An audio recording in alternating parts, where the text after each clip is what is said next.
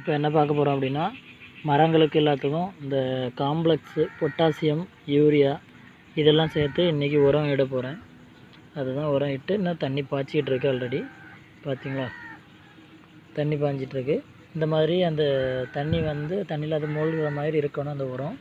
அப்போ தான் அதில் உள்ள அந்த சத்துக்கள் எல்லாமே என்ன ஆகும்னா, உரச்சத்து எல்லாமே கீழே மண்ணுக்கடியில் போய் மரத்துக்கு பலன் உண்டாக்கும். இப்படி எல்லா மரத்துக்குமே போட்டிருக்கேன். தென்னை மரத்துக்கெலாம் ஒரு சின்ன பள்ளம் நோண்டி அதுக்குள்ளே தான் போட்டிருக்கேன். இந்த மாதிரி மரத்துக்கு ஒரு 1/2 kg இந்த பக்கம் ஆப்போசிட் சைடு அப்படி 2 பக்கமும் வச்சிட்டோம் அப்படின்னா மரம் நல்லா ஜம்முனி வளர்ந்து வரும். நீங்களும் அந்த மாதிரி மரத்துக்கு வைங்க, மரம் சீக்கிரம் வளர்ந்து வரும். இந்த பாருங்கள், இந்த மரத்துக்கு இந்த பக்கம் வச்சுருந்தேன். இது கொஞ்சம் சின்ன மரங்கிறனால இதுக்கு இந்த பக்கம் தான் வச்சுருக்கேன்.